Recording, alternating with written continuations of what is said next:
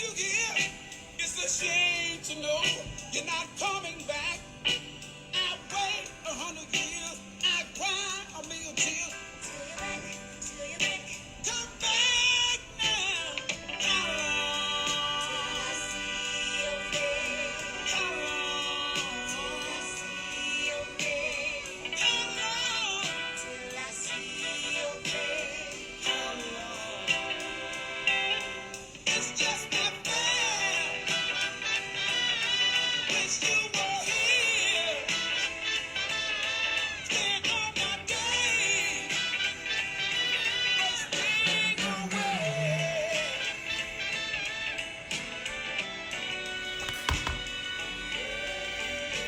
Olá, meus amigos que estão chegando, boa tarde, sejam todos bem-vindos. Se tiver alguma dificuldade do áudio ou da internet, me avisem, porque eu estou sem internet no escritório, estou usando aqui o pacote de dados do celular. Então, se tiver algum problema, vocês me avisem. Vou esperar só um minutinho, o pessoal chegando. Josi está por aqui, Marília, Ícaro, Rafael, minha mãe, Kelly Serra, Maria Guilherme,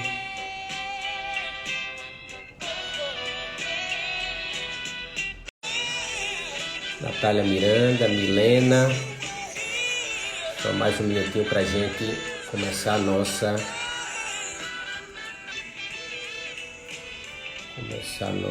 terceira aula da nossa jornada criminal. Vamos lá. Desligar aqui. Boa tarde, mãe. Charles está chegando por aqui. Luane. Lemos. Alaci. Fabiana. Enfim, vamos começar a nossa aula aqui com 2 minutos de atraso. Já foi feito o pregão para a gente não sofrer os efeitos da revelia.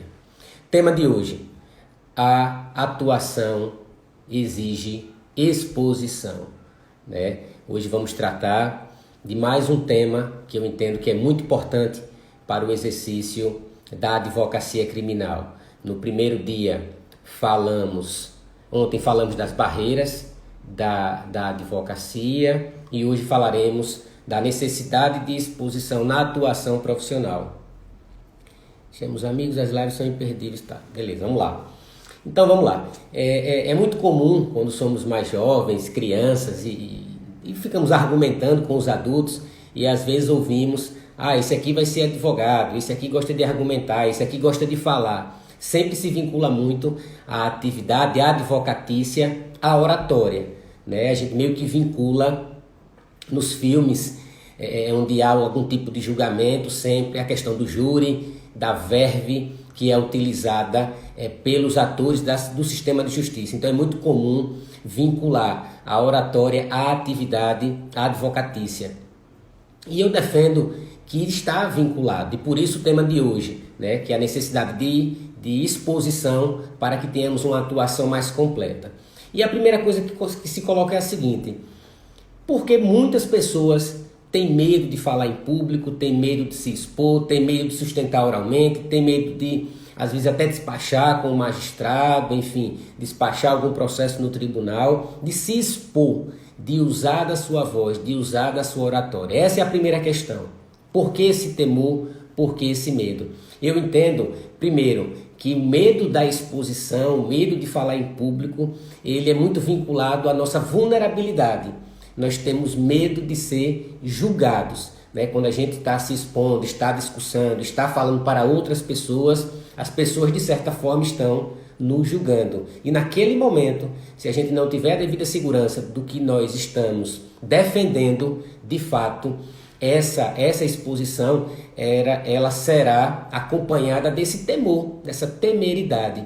Então, não por outro motivo, tal qual o medo que muitas pessoas têm da morte, o medo de falar em público, ele também está numa caidinha. Vamos tentar aqui. Como eu disse, a internet do escritório está ruim, eu estou usando aqui a internet do celular.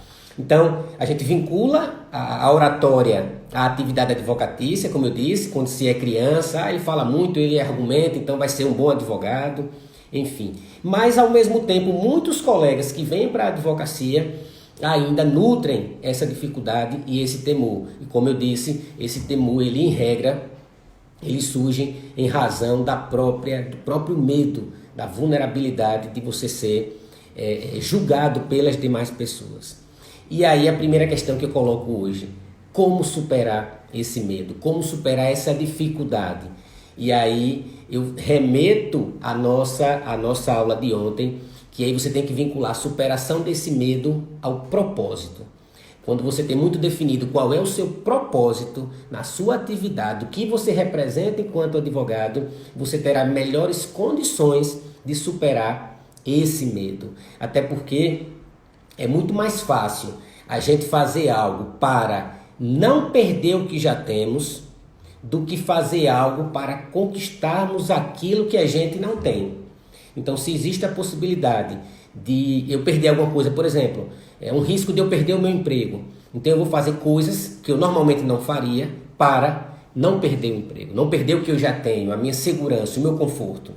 Mas se eu preciso fazer algo para galgar algo que eu ainda não tenho, é muito mais fácil eu deixar essa atividade de lado, né? Coisas que a gente não faria na normalidade, a gente faz em situações de perigo, de risco.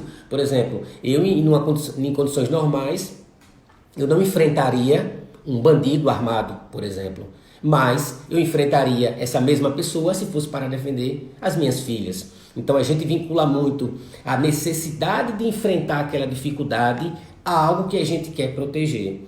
Então, se eu consigo vincular, se eu preciso despachar, se eu preciso sustentar, se eu preciso me expor, se eu preciso ser colocado, inclusive, em julgamento, em xeque, para alcançar algo que está muito claro na minha cabeça, que é imprescindível, quando eu consigo enxergar que, sustentando oralmente, despachando, eu posso ter um resultado diferente no processo do que se eu não fizesse aquilo.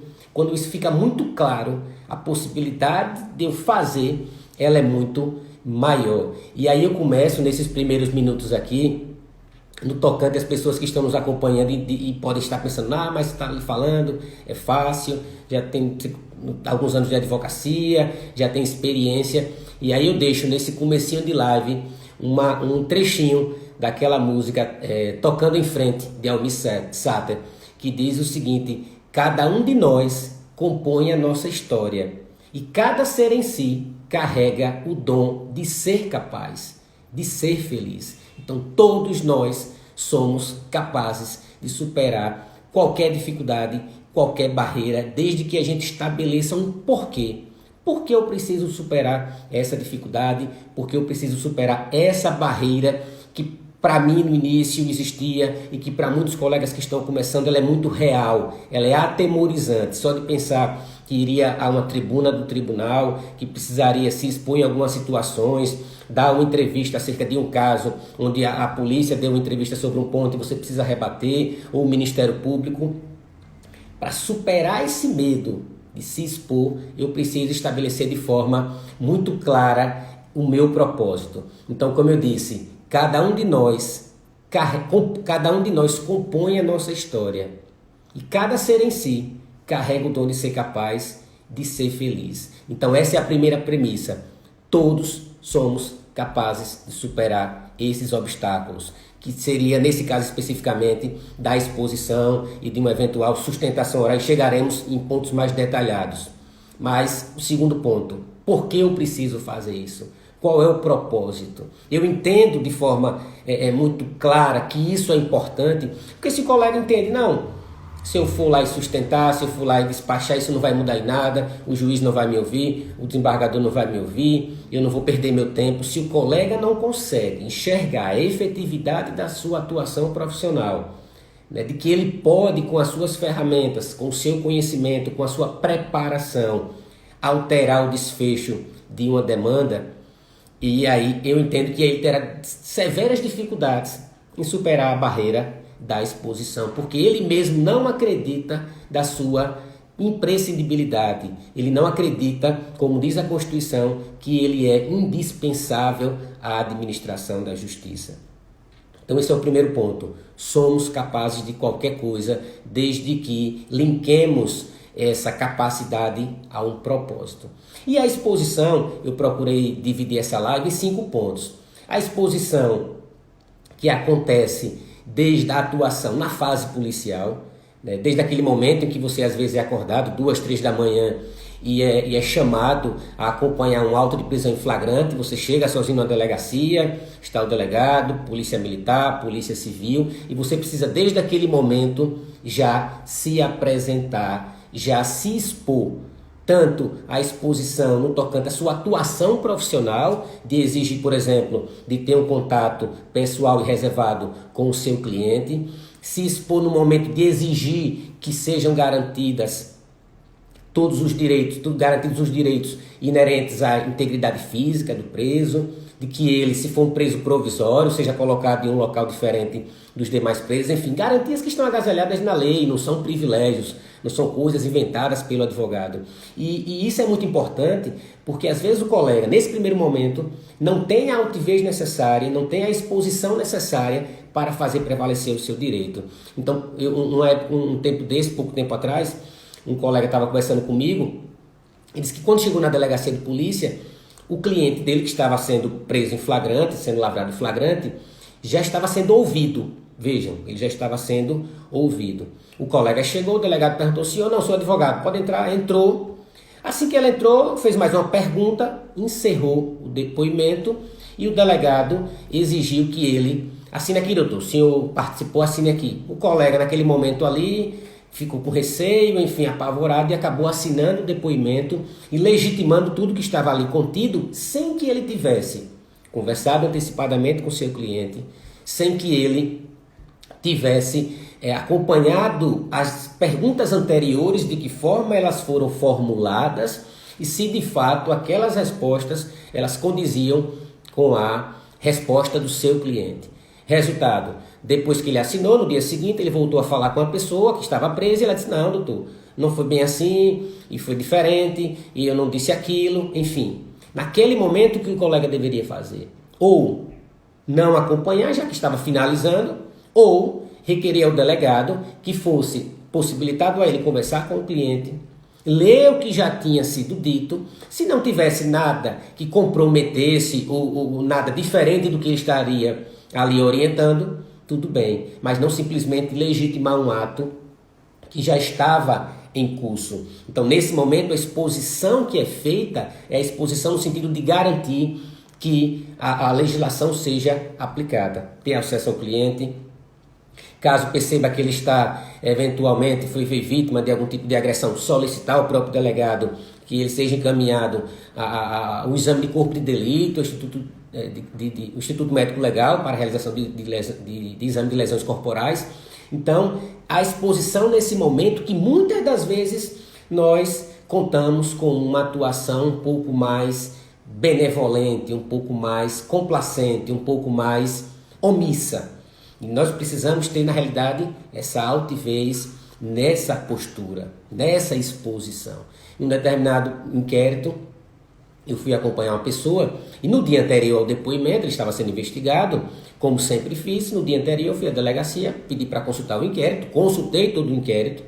No dia seguinte, cheguei mais cedo do horário de depoimento e pedi para novamente dar uma olhadinha no inquérito e tudo bem. Usei lá a súmula vinculante do Supremo Tribunal Federal, a súmula 14.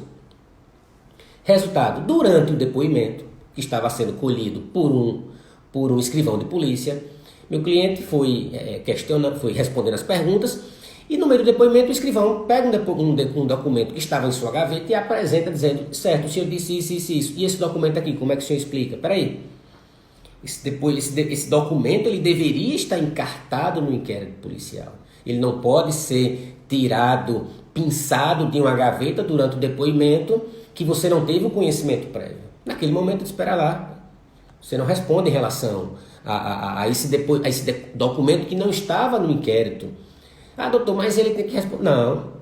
Eu tenho que ter acesso prévio aos documentos, salvo se fosse uma prova sigilosa. Tanto não é sigiloso que ele apresentou naquele momento, né?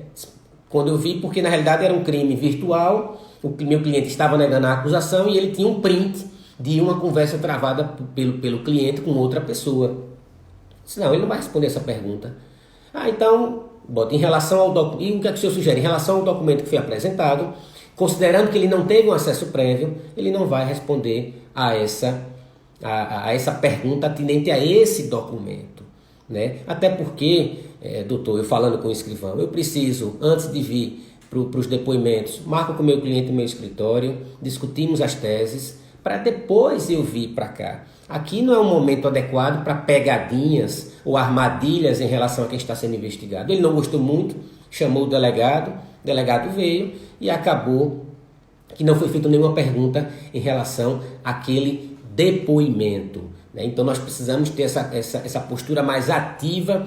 Sei que muitas das vezes estamos vulneráveis porque estamos no ambiente policial, no ambiente estatal, enfim, mas desde que, e aí voltando para a nossa aula de ontem, devidamente preparados para poder questionar e com altivez, com respeito, né? Devemos sempre respeitar as autoridades e exigir o mesmo respeito, seja perante a autoridade policial, judicial ou órgão do Ministério Público. Não existe hierarquia entre judiciário, Ministério Público e advocacia. Ninguém é funcionário de ninguém. Devemos sermos tratados com cordialidade e respeito. Então, nesse caso da exposição policial, desde aquele momento que tem o auto de prisão em flagrante, seja naquele momento que você é acordado 5, 6 da manhã porque está ocorrendo uma operação policial, ou seja, durante um depoimento, né? Quantas vezes a gente vai acompanhar uma pessoa na condição de testemunha, quando na realidade ela está sendo investigada, e aí são feitas perguntas, aquela, segundo a polícia, testemunha,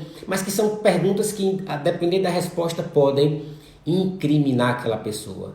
Não é porque está lá contido no termo que é testemunha que você é obrigado a responder algo que pode lhe incriminar, né? Artigo 5º, inciso 63 da Constituição, ele estabelece o direito de não produzir prova contra si mesmo, independente de estar como investigado ou testemunha. Então, nesse momento, não, doutor. Ele está como testemunha, mas ele não vai responder essa pergunta, porque essa pergunta, a resposta pode incriminá-lo. Então, não é porque ele está aqui como testemunha que ele tem a obrigação de dizer a verdade, e essa verdade pode lhe incriminar. Então, tem que também, nesse momento, ter essa exposição, essa postura mais ativa. Então, esses seriam os principais aspectos da exposição perante a fase policial. Já durante a fase judicial, a exposição ela tem contornos muito parecidos. Antes de passar para o segundo tópico, fundamental dizer porque o cliente não respondeu a pergunta, o direito ao silêncio, infelizmente, ainda é usado contra o porquê o cliente não respondeu. Fundamental dizer o porquê. Sim, dizer, ele não vai responder aquela pergunta, no caso do inquérito, porque o documento apareceu, né, ele foi pinçado de uma gaveta quando não estava encartado no inquérito. Então ficou consignado no termo que ele não iria responder por isso, né, até para que depois não se dê a interpretação de que ele concordou ou de que ele estava conversando. Já na fase judicial, o contorno é muito parecido, só muda os atores jurídicos. Então, na fase judicial, desde aquele momento em que você protocola, desde que você, na verdade, participa eventualmente de uma audiência de custódia, né? No momento que estávamos realizando as audiências presenciais, desde aquele momento em que você exige conversar com o seu cliente antes da audiência, já que ele fica, às vezes, aqui em Aracaju, na carceragem do Comecinho do Bessa, às vezes o contato, ele se dá poucos minutos antes da audiência, mas exigir esse contato prévio e reservado, verificar as condições físicas do seu cliente e fazer todos os requerimentos que você entender pertinentes na mesa de audiência, seja de relaxamento de prisão, relaxamento da prisão em flagrante, porque não estão preenchidos os requisitos da prisão em flagrante, seja de uma liberdade provisória, seja da fixação de uma fiança, seja da conversão da prisão em medidas cautelares, seja inclusive da redução da fiança que o delegado, que tinha o direito de arbitrar uma fiança, mas arbitrou no valor exorbitante.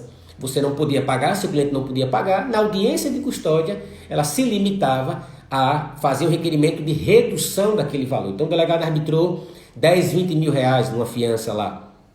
O pleito vai ser apenas de redução, mostrando a capacidade econômica ou a dispensa daquela fiança por parte do seu cliente. Então, nesse momento também, a gente exige, a gente precisa dessa atuação mais ativa e não simplesmente sentar numa mesa de audiência, assinar um termo e no final receber da família 1 ou 2 salários mínimos por ter acompanhado aquela audiência. Não.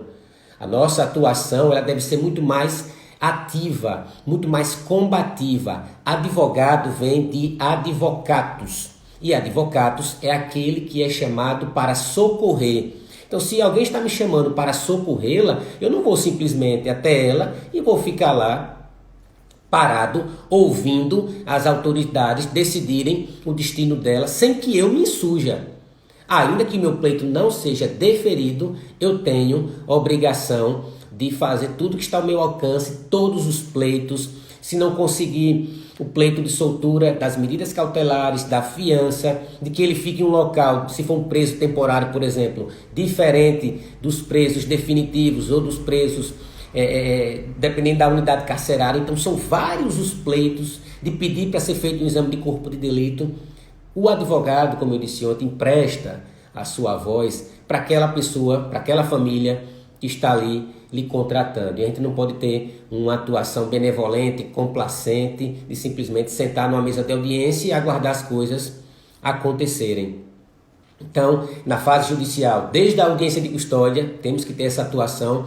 E depois, eu não estou falando ainda do juiz de garantias, que não está implementado, que tem 2 situações, mas na fase já judicial, caso você interponha ou requeira a revogação, prisão, despachar os seus pleitos, é imprescindível. E aí você já vai também naquele momento, você já passa pela barreira do estagiário, você às vezes passa pela barreira do assessor e até para chegar ao magistrado. Em alguns lugares nós temos essa dificuldade, em outros não. O acesso é muito mais simples, ele é muito mais direto, mas há essa também necessidade argumentativa de dizer, peraí, tudo bem, eu respeito o seu trabalho, eu respeito a assessoria, eu respeito todo mundo, mas eu quero falar com o magistrado, porque tem alguns pontos que eu quero tratar diretamente com ele. Faça prevalecer, faça valer o seu direito contido lá em nosso estatuto, artigo 7º, aquela série de incisos que estão ali contidos.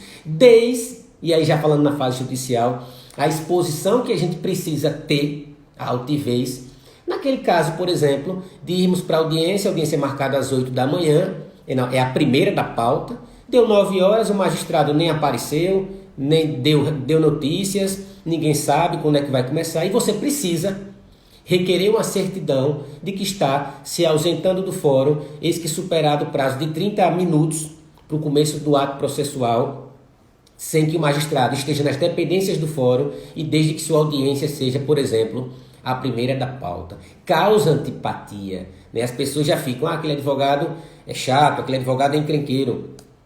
Não estou preocupado se vão me taxar de chato, de encrenqueiro. As mesmas pessoas que vêm me taxar de chato, de encrenqueiro, são as mesmas que me procuram quando tem algum tipo de dificuldade, porque sabe que eu vou brigar com todas as forças para defender o direito delas, né? Independente de quem seja, eu vou estar ali protagonizando a defesa daquela pessoa. Então, na audiência de custódia, no despachar um requerimento e nas audiências judiciais, meus caros, é ali onde tudo pode acontecer, inclusive nada, né? Então, para a audiência de instrução criminal, onde pode chegar na audiência, o juiz não foi, o promotor não foi, tinha uma testemunha que seria ouvida do MP, não compareceu e aí impediu de ouvir as defesas, já que você não concordou com a inversão. Então pode sair de casa e ir para a audiência e a audiência não acontecer. Mas também você pode ir para a audiência e se deparar com toda sorte de dificuldade. É o Ministério Público querendo induzir a resposta da testemunha, é a testemunha que mente descaradamente e você precisa, antes mesmo da oitiva, contraditar a testemunha. Você pede o reconhecimento de pessoa e o magistrado, às vezes, não se atenta para o artigo 226 do CPP, onde você tem que descrever inicialmente a pessoa para depois colocar pessoas parecidas para poder identificar, e você se insurge porque o procedimento está errado, né? Às vezes está na mesa de audiência e aí vai fazer um reconhecimento de pessoa, bora. Pega a pessoa que vai reconhecer e diz, foi essa pessoa aqui que praticou o ato? Olha para a pessoa, foi essa. Peraí, isso não é reconhecimento de pessoa. Porque no reconhecimento você primeiro tem que descrever a pessoa que você está querendo indicar como o suposto autor do crime e comparar com outras para saber, quando você já pergunta se aquela há uma indução na própria resposta. Então, nesse momento, tem que se surgir, constar no termo de audiência que o reconhecimento não foi feito de forma adequada, que não foram observados os requisitos legais. Então, é mais um momento de exposição. E muitas das vezes, a gente chega às vezes mais cedo no fórum, fica ali acompanhando as audiências, e a gente percebe essas situações e não há uma interferência, não há um comportamento mais ativo e altivo por parte do colega que precisaria se expor. E aí muitos ficam até às vezes comentando, mas eu não perguntei porque eu fiquei na dúvida, eu não saberia, fiquei na dúvida qual seria o artigo do código para eu citar. Meus amigos, não se preocupe com artigos de código. Se você tiver em dúvida se aquele ato ele fere ou não o caráter de justiça, eu não falo nem de direito, porque se houver uma colidência entre o direito e a justiça, fiquemos com a justiça. Então, se você entende que aquele comportamento está sendo agressivo, que a postura não está adequada, que não está se respeitando a testemunha, por exemplo, nas perguntas, independente do artigo que está lá no CPP dizendo que devemos tratar as partes com urbanidade, com respeito, que nos portarmos com decoro, ainda que eu não saiba o artigo do Código de Processo Penal, eu sei que aquele comportamento está errado. Então, excelência, pela ordem, advirta fulano, ou advirta a testemunha, ou advirta o corréu, enfim. Não precisa, a gente não está ali o magistrado não está ali para você estar dizendo o artigo se está certo ou está errado. Né? Iura novit curia, ele sabe a legislação, ele sabe o direito. Você dá o fato. Se o fato está indo de encontro ao que estabelece a legislação, de uma forma geral, o conceito de justiça, você deve se impor. E em júri, né, durante a fase judicial, a própria exposição. Muitos colegas têm receio, acompanham, por exemplo, até na advocacia dativa. Já teve alguns casos que ele acompanha a fase a fase inicial do judício accusationis e depois ele não faz o plenário do júri com receio, com medo, porque diz que não tem condição, porque não está preparado, enfim. E aí, voltando para o nosso começo, o propósito, né? Para que você possa, inclusive, se expor. E nessa avaliação que a gente fica com receio de ser avaliado, é nesse momento exatamente que nós estamos evoluindo. É nesse momento que nós estamos ganhando experiência e ficando cada vez mais seguros daquilo que estamos fazendo, né? Fui fazer um júri no ano passado e aí a atenção também, lógico, a preparação, mas a atenção, porque tudo acontece em um único dia, toda a fase de oitiva de testemunhas, de acusação, defesa, do próprio acusado. E aí a vítima foi ouvida e depois que a vítima foi ouvida, a companheira da vítima foi ouvida e ficou no plenário assistindo o julgamento. Depois, ao ouvir as testemunhas e tal, no final meu cliente foi ouvido. E aí o Ministério Público pede, vejam a situação, ele pede para fazer uma careação entre a esposa da vítima, que foi ouvida na condição de declarante, e o acusado. Aí ele pediu e o juiz inicialmente ia deferir. Peraí, excelência, não pode deferir essa careação. Primeiro que ela é declarante, mas não só isso. Depois que ela foi ouvida, ela permaneceu no plenário do júri. Ela ouviu todo o depoimento do meu cliente. Não se pode acarear pessoas que viu o depoimento da outra. Ela teria que ter sido ouvida, colocada em uma sala reservada. Depois que o meu cliente tivesse sido ouvido, se entendesse algum tipo de contradição, se fosse o caso, iria ser feita a acareação. E não a pessoa ser ouvida, fica no plenário do júri, ouve o que o réu diz e depois eu vou fazer uma acareação. Isso não existe, não tem o menor cabimento. Então, naquele momento, nos insurgimos e não houve a oitiva, né? E muitas pessoas, e até pegando aqui o gancho do que Natália colocou, a exposição também traz oportunidade, exatamente. Porque você está ali no plenário do júri, na capital, ou no interior do estado, por exemplo, e aí imaginem, pessoas da comunidade, né, pessoas interessadas, familiares de uma parte ou de outra, parentes dos jurados, estão ali assistindo, e aí percebem a sua atuação profissional enquanto advogado. Então, naquele momento, as pessoas estão lhe observando, evidentemente que estão julgando o seu trabalho, se é bom, se é ruim, mas você já passa a ser uma referência um possível advogado a ser contratado se aquelas pessoas passarem em algum momento a precisar dos seus serviços, né? Então alguém vai lembrar, não, contrato fulano de tal, ele fez um júri, defendeu e tal. Então também é um momento em que você está se expondo, mas que você está também fazendo, você está se posicionando no mercado, né? A depender, e aí depois fala, inclusive, entrevistado para tratar do caso, que o Ministério Público falou, você também vai falar, enfim, é um caso de repercussão, e você vai se posicionando na sua atuação profissional. Então falamos da exposição na fase policial, na fase judicial, e o terceiro ponto que eu coloquei aqui é o metajurídico, né? E o que é o metajurídico que eu falo, que eu defendo, que eu acho que é muito importante na atuação profissional? O metajurídico é aquilo que não está nos manuais, é aquilo que não está efetivamente ligado diretamente à nossa atuação, mas que é um comportamento executado pelo advogado que lhe traz autoridade e traz a possibilidade de apresentar novos argumentos à sua demanda. Por exemplo, na própria distribuição, e aí ainda, falando até da fase judicial, na distribuição de memoriais junto ao tribunal, né?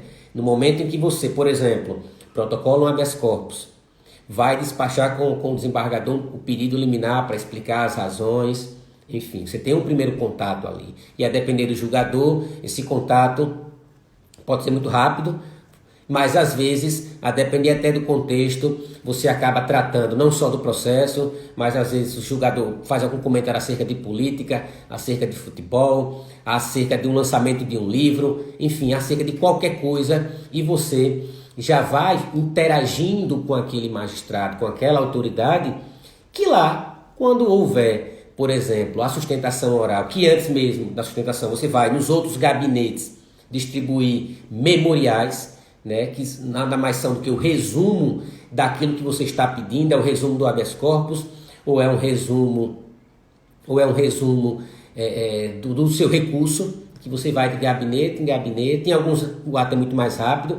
Aqui em Sergipe, eu confesso que sempre demora um pouco mais, somos muito bem recebidos aqui na Câmara Criminal. Se o pleito ou não vai ser deferido é outra história, mas o atendimento é muito cordial, enfim. Então, você naquele momento, às vezes consegue extrair alguma informação que é relevante para o próprio processo. Você às vezes já consegue extrair a tendência do julgamento pelo comentário que o julgador fez, pela pergunta que ele fez, né? Dependendo da pergunta que se faça em relação ao seu pedido, você percebe o tom, você percebe o tipo de pergunta de quem quer negar ou de quem eventualmente pode conceder. E por que isso é importante? Porque no momento em que eu for sustentar oralmente, eu vou procurar trazer argumentos que, por exemplo, expliquem a dúvida daquele julgador. Se ele está em dúvida em relação ao excesso de prazo, se ele está em dúvida por que aquilo aconteceu. Então, em razão dessa conversa prévia do metajurídico, veja, a peça já está protocolada, essas questões elas não estão inseridas na nossa legislação, mas um comentário que é feito e a própria exposição, no dia que você vai sustentar oralmente, como foi colocado aqui, você vai estar sendo analisado pelos demais colegas que estão sustentando, por pessoas que vão assistir, por estudantes. Então já aconteceu de eu terminar a sustentação oral e no final um colega advogado do interior do estado veio falar comigo se eu não tinha interesse de fazer uma parceria, um processo criminal e fazer um júri com ele. E esse convite surgiu daquele momento em que ele estava ali esperando apregoar o processo dele, viu minha sustentação, não me conhecia, disse, colega, tal, se apresentou, você tem interesse de fazer júri? Porque eu estava entrando com um recurso de um júri, então ele deduziu que na realidade eu tinha feito o júri, e aí acabou firmando ali uma parceria dessa exposição. Se eu não tivesse ido sustentar, não teria conhecido aquela pessoa, e não só isso, como é recorrente distribuir memoriais, sustentar, os próprios jogadores já conhecem o seu perfil. Eu até brinco que chega um momento que pode até se conceder um pedido por pena, por clemência do advogado. Diz esse advogado aqui, coitado, está toda semana aqui, toda semana a gente indefere os pedidos dele, então vamos, por clemência, pelo menos diminuir a pena, enfim. é lógico que é uma brincadeira, mas você se familiarizar com o ambiente, você ser reconhecido pelo seu nome, né? As pessoas já lhe identificam. Doutor Fulano, doutor Beltrano, o senhor tem a palavra, enfim. Então já cria mais uma proximidade, já cria mais uma confiança, inclusive, dos seus argumentos. Porque quando você sustenta exatamente o que está no processo, sem qualquer tipo de artimanha, sem se utilizar de má-fé processual, você ganha credibilidade na sua atuação. Mas para isso exige-se essa exposição, né? Você é avaliado pelos julgadores, eu sou avaliado pelos colegas advogados que estão ali, por servidores do tribunal, por estudantes. Então, essa avaliação, ela é decorrente da nossa exposição. Mas aí precisamos fazer o seguinte exercício mental novamente. Eu advogado entendo, abriu aqui a tela, eu entendo que essa atuação, que essa postura, que essa exposição, ela é importante para a minha atividade profissional. Se o colega entende que sim, deve fazer cada vez mais. Eu entendo que sim, tanto que seja por videoconferência, seja sessão presencial, seja um processo mais simples, criminal, na turma recursal para julgar uma contravenção penal, de perturbação ao sossego. Tramitou no GCRIM e o recurso foi para a turma recursal. Irei sustentar oralmente as razões daquele meu recurso. Quando não preciso sustentar, quando eu vou à tribuna e os julgadores dizem, olha, nós estamos aqui julgando e estamos deferindo o seu pedido, não há necessidade que o senhor sustente. Ótimo, maravilha, mas se houver essa necessidade, certamente devemos estar ali presentes para fazer o melhor para o nosso cliente e dar inclusive um feedback, para depois, se por acaso você não conseguiu o que você pretendia no processo, que é uma absolvição, que é uma redução de pena e tal, o próprio cliente vai ter a exata compreensão de que você fez tudo que era possível. Eu particularmente, eu aviso, se a pessoa estiver solta, que ela vá assistir, fica lá sentadinho, lógico, se eu perceber que é uma pessoa nervosa, que pode se exaltar, que pode, enfim, se incomodar com o julgamento, com as palavras que são ditas no julgamento, alguma expressão, ele pode se ofender e querer até se manifestar. Se eu perceber que o cliente não tem essa condição psicológica, eu não aviso, digo, olha, vai ter o julgamento, mas é melhor que você não vá. Mas se eu perceber que é uma pessoa tranquila, ou um familiar, ou aquele parente que é da área jurídica, eu digo, seu parente, seu sobrinho, seu filho, que é estudante de direito, se ele quiser, ele pode efetivamente participar da sessão de julgamento para assistir, e aí você dá credibilidade à sua atuação, né? Então, como eu disse, ao final, ainda que você não consiga êxito na sua demanda, para o cliente fica muito claro que você fez tudo que era possível naquele caso. O quarto elemento que eu trago aqui de exposição, e falei um pouco antes, quando linkei a perseverança, é o próprio posicionamento estratégico e o próprio posicionamento, seja nas redes sociais, mas posicionamento enquanto profissional, né? Como eu disse, muitas pessoas se formam e acreditam que agora os clientes vão chegar em seu escritório, que as pessoas já sabem que você é advogado. Isso não existe. Você tem que se posicionar e defendo que desde o início você já define uma área de atuação e se apresente como especialista. Imagina a seguinte situação, alguém pergunta a você o que é que você faz, com o que você trabalha, você diz simplesmente que é advogado. A pessoa que ouve aquilo diz para ele, é advogado. Eu conheço mais quantos advogados? Mais 10, 15, 20 advogados. Então você é mais um nesse mundo de advogados que está aí fora, 1.250.000 advogados. Mas se você chega e diz, não, eu sou advogado, por exemplo, se alguém me pergunta, Fábio, sim, você faz o quê? Eu sou advogado e atuo com criminalidade financeira. Espera aí, a pessoa que ouve aquilo diz, o cara é advogado, mas faz criminalidade financeira. E aí ele pode pensar, né, acho que eu não conheço ninguém que é advogado que só faz isso.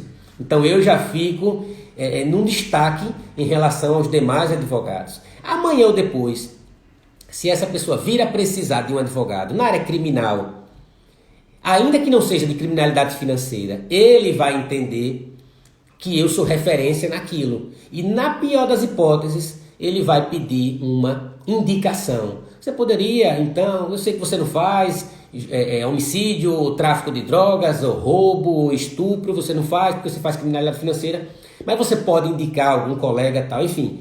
Se realmente eu não puder atender o cliente, o que é que eu vou fazer? Uma parceria com outro colega para atender aquele cliente. Celebre um contrato de parceria que eu utilizo aqui no escritório, estabeleça um percentual e indico aquele cliente, obviamente, aquele advogado, obviamente uma pessoa da minha confiança, que eu também, de certa forma, vou estar observando o andamento processual. Então, nesse posicionamento, essa postura que a gente tem desde quando nos apresentamos, né, ela tem que ficar muito clara para o cliente. Quem são as nossas referências na advocacia? Quem são as nossas referências? Quando a gente faz esse juízo, né, essa reflexão, em regra, todas as nossas referências, eles são especialistas. Dificilmente a gente vai ter uma referência na advocacia que seja alguém que faça tudo. É o trabalhista, é o criminal, é o tributário, é o previdenciário. Não.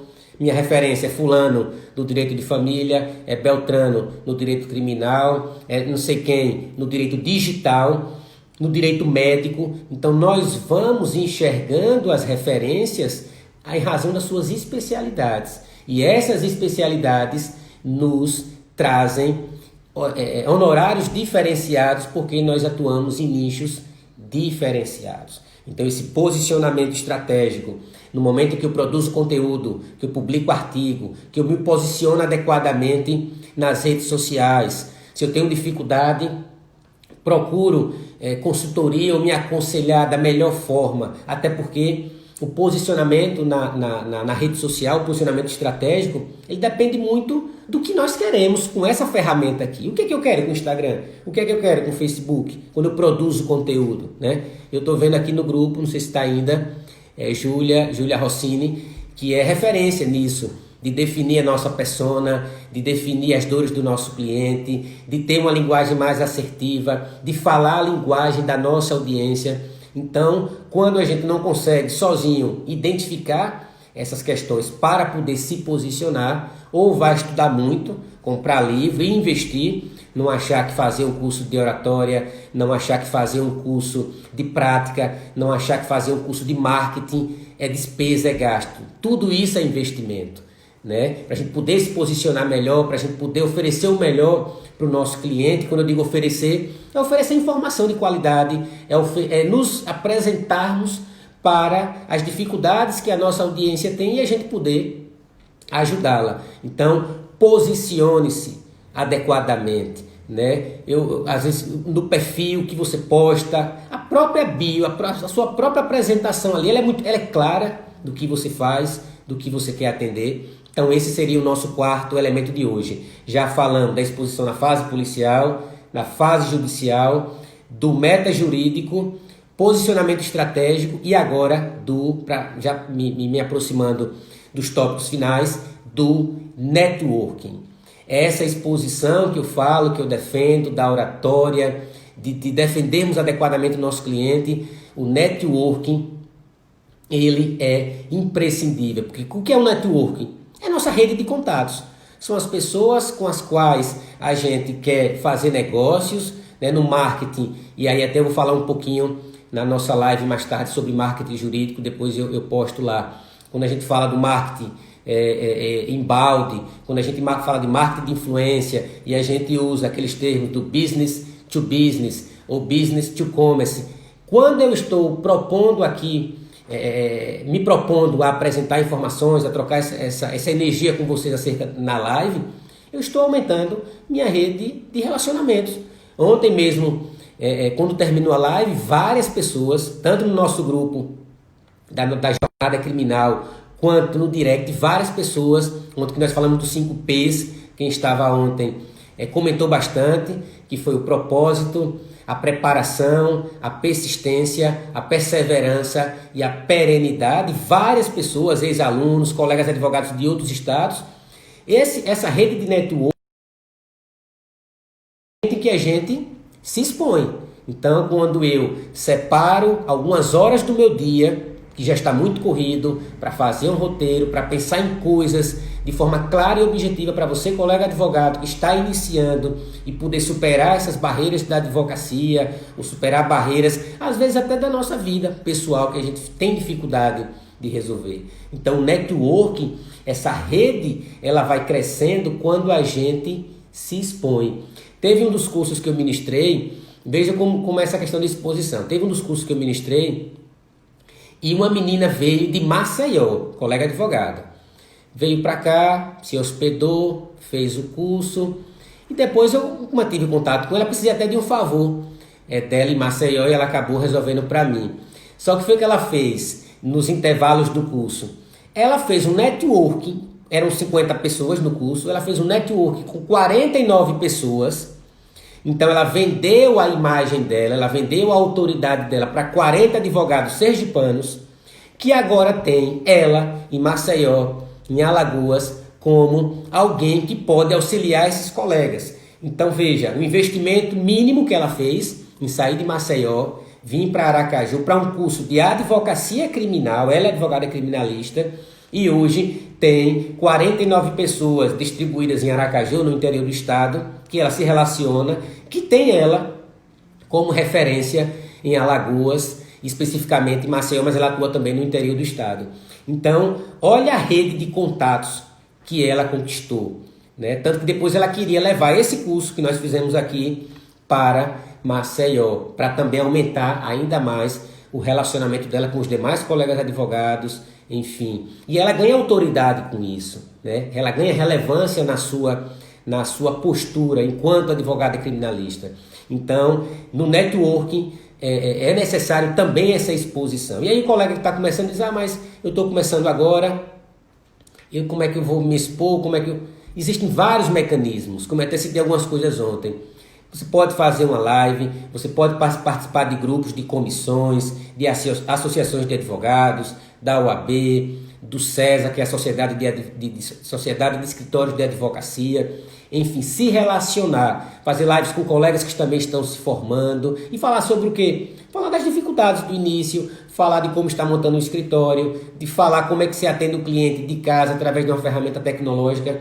Então, mas tudo isso exige a exposição, né? Quantas oportunidades surgem, convites para palestra em razão de alguém que você viu na internet e acabou convidando, como eu já fui convidado, né? Fábio, você quer palestrar nesse evento e tal, viu que você falou em determinado lugar, determinado ponto, numa palestra na faculdade, enfim.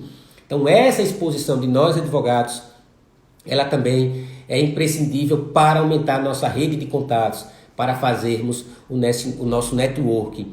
Então, finalizo essa primeira parte da nossa live com o trechinho da música de Tocando em Frente, de Almir Sater, né? Que cada um de nós compõe a nossa história e cada ser em si carrega o dom de ser capaz e de ser feliz. Então todos nós somos capazes de tudo o que quisermos e todos nós podemos ser felizes da forma que quisermos.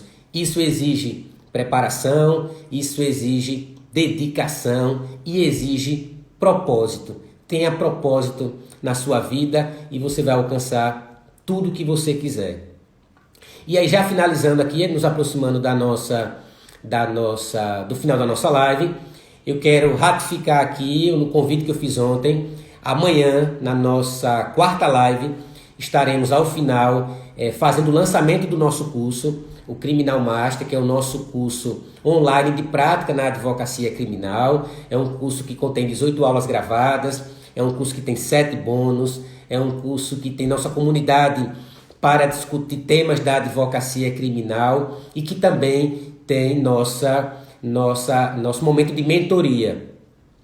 Além disso, nós também, em razão quando for aberto o carrinho amanhã, nós iremos divulgar um bônus exclusivo para as inscrições das primeiras 24 horas, já que depois haverá uma mudança, inclusive, de valor, enfim.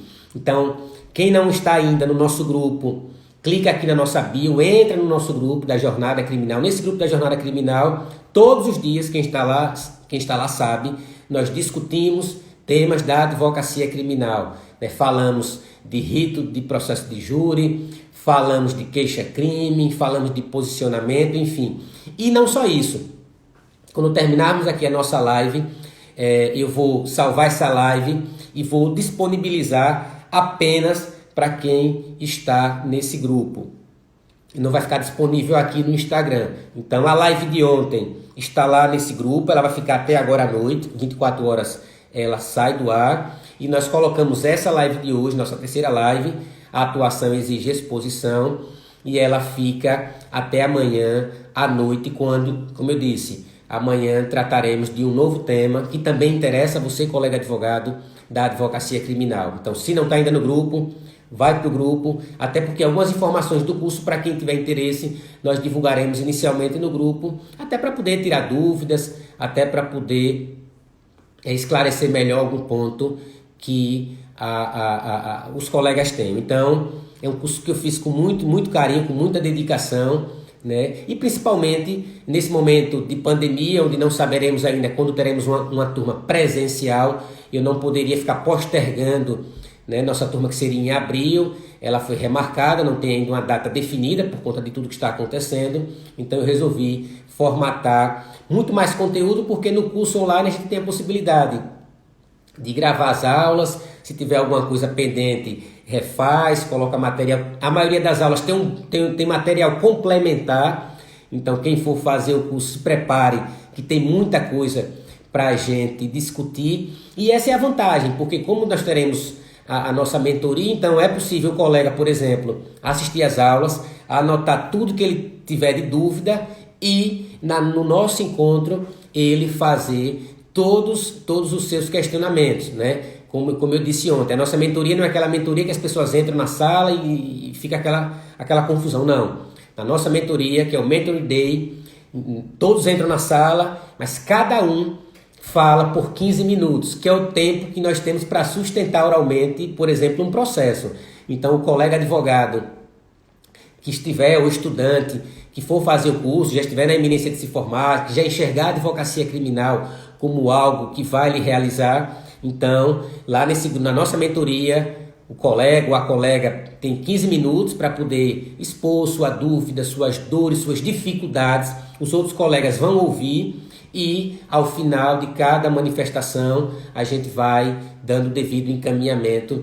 Porque eu acredito muito, meus colegas, que é possível, sim, é possível a gente viver da advocacia criminal, é possível, se você seguir um passo a passo, em pouco tempo você conquistar o seu cliente, você atendê-lo adequadamente, você passar segurança para esse cliente, né, que muito colega tem essa dificuldade de atender e de realmente convencer o cliente de que ele deve lhe contratar.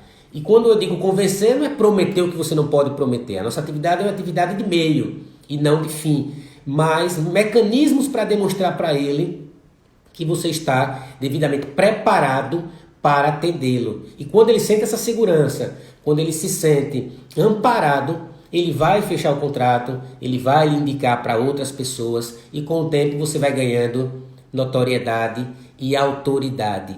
Mas é algo que não tem como fugir. Execução. Às vezes a pessoa faz um curso, sai motivado, é agora que eu vou vencer, e não executa nada daquilo que ela se propôs. Então eu entendo muito no seguinte, anotem esses 3 elementos. Eu estou motivado porque eu fiz um curso, porque eu assisti uma aula magna, porque eu estou muito motivado.